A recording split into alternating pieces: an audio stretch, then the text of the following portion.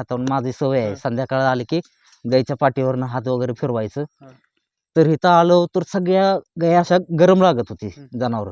फक्त त्याला हात लावला की तो गारला पडायचा. हा. मी डॉक्टरांना फोन केला, डॉक्टरांनी सांगितलं असं असं तुम्ही मेडिकलमध्ये जावा, गोळ्या वगैरे आणा. ठीक आहे म्हटलं.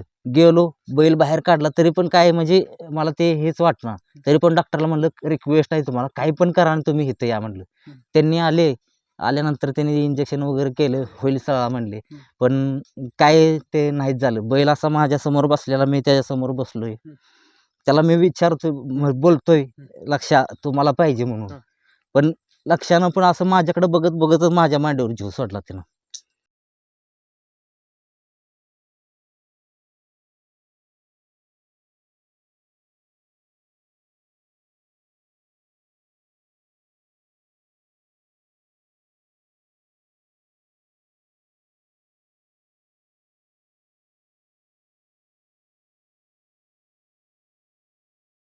तर नमस्कार खिल्लार प्रेमींनो, पेडकर खिल्लार ऑफिशियल चॅनलवर सर्वांचं स्वागत आहे.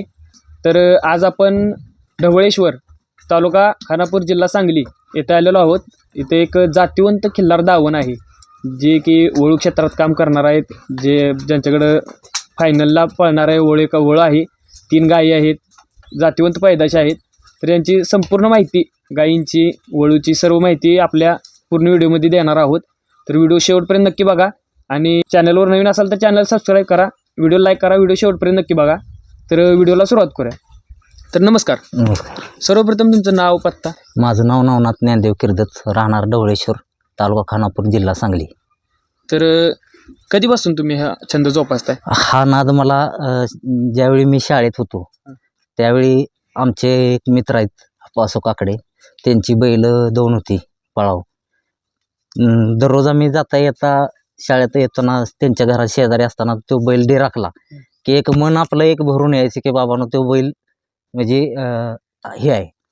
मग त्यांचं ते झाल्यानंतर माझा एक मित्र रमेश म्हणले म्हणून आहे, त्यांच्यापासून ही गाय आणली स्टार्टिंगला. त्याच्यानंतर मग परत आपण दुसरा बैल पण एक घेतला शिवाजीनगरमधून. एक नाद लागला आपण पुढं हे करत असताना. म्हणजे वडिलोपार्जित नाद नाही हा, तुम्हाला स्वतःच?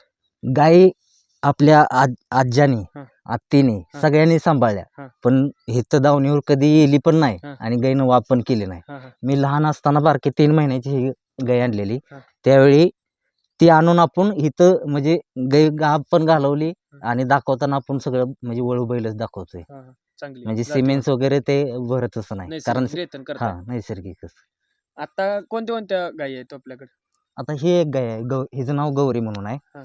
तिचीच लेख ही धनू म्हणून आहे. आणि त्याच्यानंतर ती पलीकडची जी आहे ती लक्ष्य आहे. तिचं पडळकरवाडीमधून लहान असताना तिला मी आणलेलं आहे. ही गाय जुनी दिसते, ही कुठून आणली वगैरे? ही ढवळेश्वरमधूनच घेतलेली आहे. ढवळेश्वरमधून घेतलेली.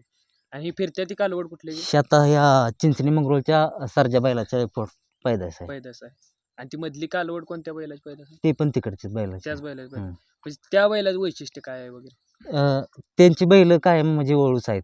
हां, आता सध्या त्यांच्यापाशी 4 बैल आहेत चिंचणी मंगरुळमध्ये. म्हणजे काम्याची पण आहे, त्यांची बावचीची पण आहे. ती असे 3-4 प्रकारची म्हणजे वेगवेगळी आहे. ती आपल्याला योग्य जेव्हा वाटला तो आपण हा सोडला. म्हणजे कोणत्या दृष्टिकोनातून तुम्ही बैल सोडताय? की कारण पुढं जी चपळपणा सगळ्यात महत्वाचं म्हणजे कसं आपल्याला शर्यतीचा नाद आहे, त्याच्यामध्ये कसं आहे वस्तू चपळ निघणं महत्वाचं आहे. आता ही पाडी आता तुम्ही बघताय पळते इकडे तिकडं, एक चपळपणा तिच्या अंगात, रग आहे, ही महत्वाचं आहे सगळ्यात. शर्यत क्षेत्रात ही महत्वाचं आहे की स्थिरपणा नाही, एकदम चपळपणा महत्वाचा आहे.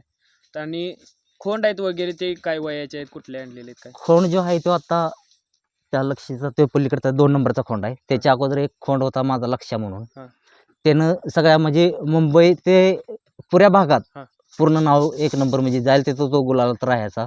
योगायोगानं त्याचं काय झालं काय माहिती नाही. रात्रीच्या 7च्या दरम्यान आपण शेडमध्ये बांधत असताना बैलांना उकारलं सगळं केलं, पण आत बांधत असताना ज्यावेळी बांधला उकारलं हे सगळं झालं, एक यात्रा होती तिकडे जायचं होतं म्हणून मी आपलं सहजवारी म्हणलं रानातून जाऊन आपण चक्कर मारून बैलांच्या हातावरून सगळ्यांच्या म्हणजे गाईच्याही हातावरून माझी सवय आहे संध्याकाळ आली की गाईच्या पाठीवरनं हात वगैरे फिरवायचं.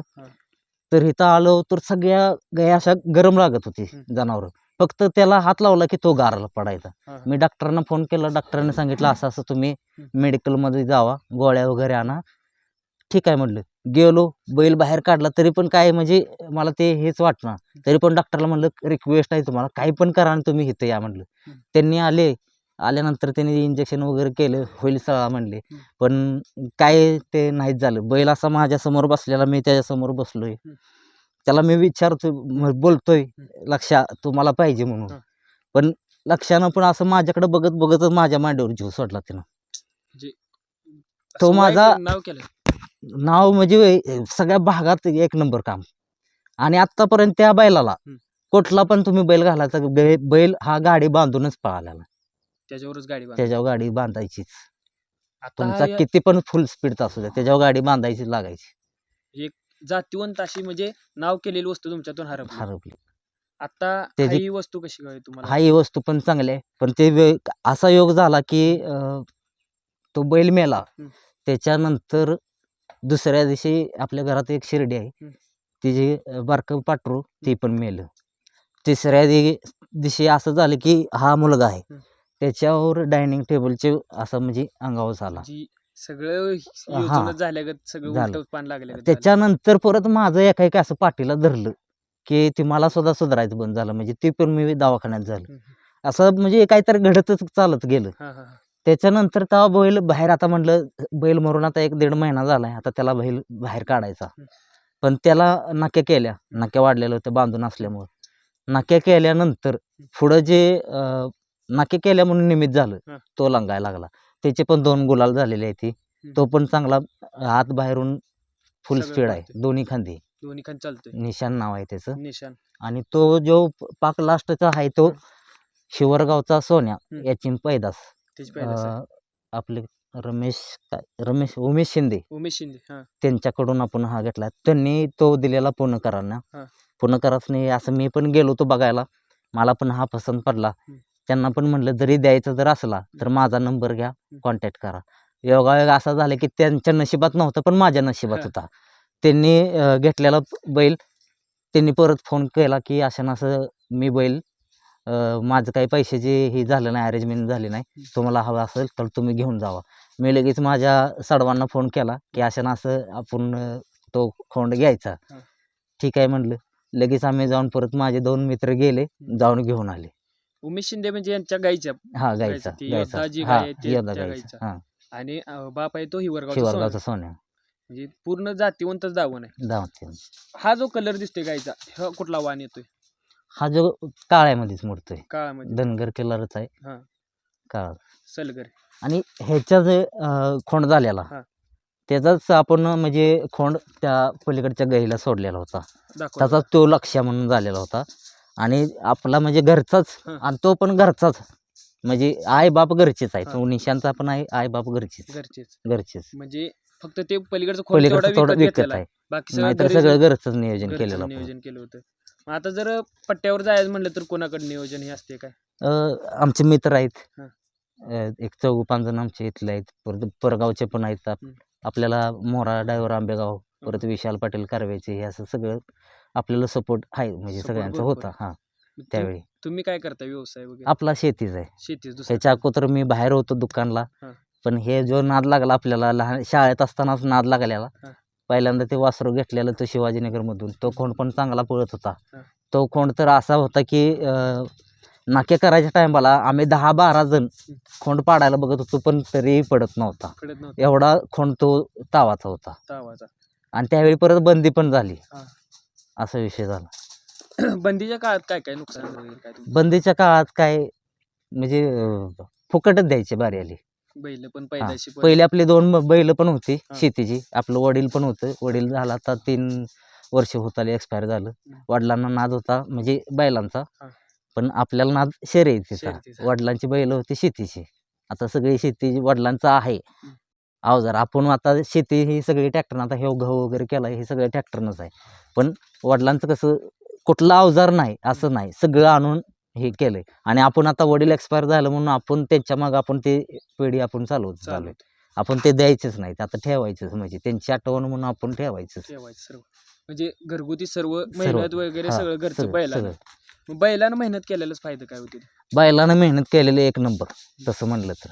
आता तुम्ही ट्रॅक्टरचं म्हणला रोटर जर म्हणला तर तो हराळी म्हणा काय असेल ती सगळी पुऱ्या रानात होऊन जात्या आणि तुम्ही बैलानं करून बघा सगळं म्हणजे ओके अजिबात म्हणजे तण वगैरे सगळ्या रानात होणार नाही काय नाही आणि सगळं म्हणजे डोबायचं म्हणा हे सगळं परफेक्टच होऊन जाते. परफेक्ट होते. हो. आणि जे बैलांचं खूर जरी लागलं तरी उत्पन्न जास्त येते असं उत्पन्न म्हणते ते. जास्त जास्त येते आणि ट्रॅक्टरनं रान कठीण होते. हा आणि बैलांनी जर शेती केली तर रान मोह बैलाच्या ओळीत आणि शेणखत तुम्ही हा. म्हणा देशी जनावर शेणखत. आता तुम्ही हे शेजारचं गहू आता तुम्ही बघतायच त्याचं म्हणजे सगळं आपलं देशी खात असल्यामुळं रिझल्ट जर जर तुम्हाला म्हणजे इथं दुसरे जनावर काय नाही नाहीत. आपल्याला दुसरे जनावर आवडतच नाही मुळात. आणि मेन म्हणजे आपल्याला म्हणजे देशी व्यतिरिक्त आपल्याला दुसरं आवडतच नाही. त्यात पण तुम्ही जातीवंत जातीवंतच. एक सुद्धा आणि वस्तू- अजून पण आपल्या डोक्यात आहे अजून म्हणजे आता हे कसं आहे आमच्या गाया ज्या आता आपल्या आहेत ह्या धनगर खिल्लार आहेत पण ह्यांचं आई कोण वडील कोण हे आपल्याला मुळात माहित नाही.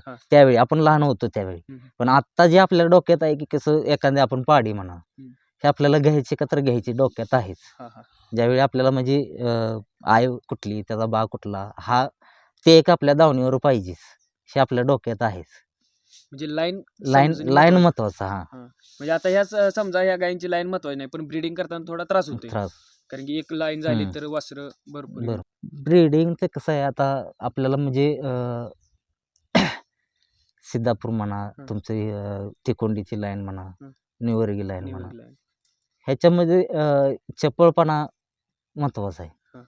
हे पाहिजे आपल्याला तेच पाहिजे शर्यती क्षेत्रासाठी शर्यत होईत आपल्याला म्हणजे समजा आता आपल्या दावणीवर 3 आहेत त्या एक आपल्याला भविष्यात अजूनही मी माझ्या 5 ते 6 गाया आपल्या डोक्यात आहेत ठेवायच्या 6 करायच्याच आपल्या डोक्यात आहेत. पहिल्याची घरच्या घरी पळवायच्या किंवा आपल्याला जर समजा बाबा द्यायचेच म्हणजे आपल्याला काय आता आपण आपलं वय आता होत आले 40 झाले माझं आता अजून एक 4-5 वर्ष आपण चालू पण पुढे आपण ते करू शकत नाही देशी गाई सांभाळू शकतोय पण आता तुम्ही बघितलंच ते कसा म्हणजे करंट आहे ते सांभाळायला माणसं भरपूर लागते मनुष्यबळ लागते आणि सगळ्यात महत्वाचं कसं आता मी हे सगळं जे आपण हे एकटा हँडल आपण करतोय फक्त आईचा पण सपोर्ट आहे भावाचा पण सपोर्ट आहे आपल्याला जे काय कमी जर पडलं तर आपल्याला म्हणजे सपोर्ट आहे आपल्याला. हा म्हणजे नादासाठी पाठबळ आहे की नादासाठी आपलं फ्रेंड्स पण आहेत म्हणजे दोस्त हे सगळे मित्र परिवार आहे.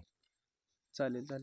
आणि आता कुठल्या मैदानात गुलाल केलाय वगैरे त्याने जे केलेलं ते अमरापूर म्हणून मैदान आहे इथं एक 20-25 किलोमीटर आहे तिथं 2 वेळा झालेलं आहे मैदान.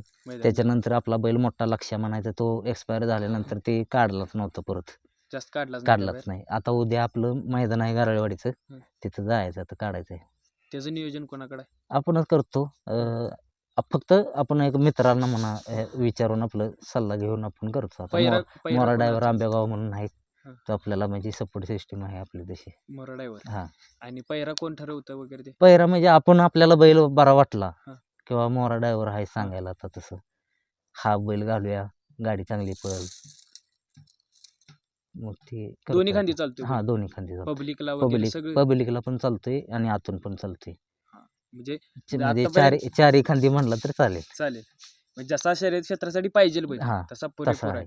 त्याचा खुराक काय आहे म्हणजे एवढी खुराक महत्वाचं नाही सगळ्यात महत्वाचं म्हणजे त्याचा म्हणजे रगात ही महत्वाचं आहे. तुम्ही खुराक म्हणलं तर मग काय खुराक मस्त आट्टा आहे तुमचा मक्याचं चुनी आहे परत खपरी पेंड आहेच म्हणा शे पण त्याने काय तब्येत बॉडी म्हणा ताकद राहिली पाहिजे पण महत्वाचं म्हणजे रक्तात चपळपणा पाहिजे हा महत्वाचा. हिच्याबद्दल काय सांगता? ही गाय आता सध्या येलेली आहे मंगरूळ चिंचणी मंगरूळ यांच्या बैलाची सर्जा म्हणून बैल आहे त्याच्या पुढची ती गाय आहे पाडी आणि हिजीच जे आहे ते धनु म्हणून आहेत कालवड हेजीच आहे ह्या गौरी म्हणायची हेजीच मुलगी आहे. किती वेताची आहे ही काय पहिली? हिचे जे आता 4 ते 5 येतं झालेत हिचे पहिले 2-3 सलग खोंड दिलेले आहेत हिनं त्याच्यानंतर ही 2 पाडे दिलेले आहेत म्हणजे पहिली सर्वात पहिली ही काय सर्वात पहिली ही आणि त्याच्यानंतर परत आपण लक्ष्मी म्हणून ते आणलेले आहे पडळकर वाडीमधून. आता सध्याला हे गाब आहे आता ही महिन्याची ही कलडोनचे पिंटू माळी यांच्या बैलाकडून आपण आता भरवलेले आहे. आणि ही कोणत्या ओळीची पैदास आहे? ही चिंचणी मंगरूळच्या बैलाचीच पैदास आहे. आणि घरच्या गाईच्या हा घरचे गाई पुढीलकरवाडीमधून घेतलेली होती लहान असताना. ही आता चिंचणी मंगरूळच्या बैलाकडूनच गाभ आहे. किती महिन्याची गाभ आहे? ही 2 अडीच 3 महिने झाला असतील आता. केवढी होती तेव्हा आणली होती? लहान होती, ह्याच्यापेक्षा जरा मोठी होती. ही पाडी जी आता आहे ना त्याच्यापेक्षा 2 ते 3 महिन्याचीच असेल मला वाटतंय. त्या टायमाला आणलेली होती. आता किती येत आहे? हिचं आता 3 येतं झाली. 3 येत झाली. हा. आता ही पोटात चौथा आहे. हा सगळ्यात महत्वाचा तो एक म्हणजे जिथं जाईल तिथं टॉप म्हणजे नंबर करणारा लक्ष्य म्हणायचा ही तिचं पहिला खोंड. त्याच्यानंतर हा निशान म्हणून आणि त्याच्यानंतर आत्ता एक खोंड झालेला होता लंपीमध्ये. लक्ष्या पण पेक्षा पुढचा टॉपचा निघाला असता, पण लंपीमध्ये त्याचं म्हणजे निदानच गावलं नाही. डॉक्टरांना पण गावलं नाही. मी पण आतोनात म्हणजे प्रयत्न केला पण की तो खोंड आपल्याला म्हणजे पाहिजे, त्याच्यासाठी वाटेल ते आपण केलं. आपल्याकडे जरी पैसा जरी नसला तर आपण मित्राकडनं ह्याच्याकडनं घेऊन आपण त्याला वाचवण्याचा प्रयत्न केला, पण आपल्यापाशी ते नशिबातच नाही झालं. म्हणजे भरपूर नुकसान झालं. नुकसान झालं. क्षेत्रातलं आपलं लक्षा गेला, खोंड गेला एक. आता मैदानात आपण काढतोय हा बैल. याचं जवळजवळ एक 25 मैदान झाले, त्याच्यामध्ये 2 गुलाल आहेत आणि जाईल ते मैदानात गट 5 आहेत. सीमेला आपण थोडक्या ह्याच्यात म्हणजे मार खातोय. बैलाचं म्हणजे पायरा म्हणा, कुठं सुट्टीचं म्हणा किंवा म्हणजे प्रॉब्लेम थोडाफार नाहीतर जाईल त्यात नियोजन आपलं म्हणजे जरा हे होतंय, त्याच्यामुळे जरा हे राहतंय. किती ठिकाणी गुलाल झालता? 2 ठिकाणी झालाय. आणि गट पास त्याच्यानंतर आपला बैल जरा तो एक्सपायर झाल्यापासून जरा मन पण आपलं कोचांबल्यागत झालं. त्याच्यावर जीव होता माझा, तोच गेला. त्याच्या जीवावर तसं म्हणलं तर हे कुटुंब आपलं म्हणजे स्वतःचं घरातलं पण कुटुंब आणि हे जे जनावर दिसतात तो सगळं म्हणजे हँडल करत होता तसं म्हणलं तर. आणि सगळ्यात महत्त्वाचं म्हणजे कसं आपल्या भावाची पण म्हणजे सपोर्ट सिस्टीम आहे. कुठं काही अडचण असली तरी बोललं तरी त्याला लगेच आपला भाव असतो तो बाहेर असतोय, त्यामुळं काही टेन्शन नाही तसं. आणि हा जो आत्ता घेतला आहे आपण हिवर गावचा सोन्या म्हणून, त्यांच्या खोंडा म्हणजे बैलाची पैदास पैदास ह्याचं म्हणजे आपण कसं दोन्ही चालावं, म्हणजे शर्यत लाईनला पण चालावं आणि आपल्या घरच्या जरी गाय निघाल्या आणि समजा आजूबाजूच्या जरी गाय आल्या तरी आपण भविष्यात आपण ह्याचं वळू क्षेत्रात म्हणून आपण चालू करणार. तो पण अतिशय गरम रक्ताचा गरम आहे. त्याचा बाप जसा होता तसाच हा पण गरम आहे. आता सध्याला आता तुम्ही जर कोणीही जरी गेला हात लावायला, हात जरी लावायला गेला तरी बैल तो तुम्हाला हात पण लावून देणार नाही, असा बैल आहे आता सध्याला खोंड.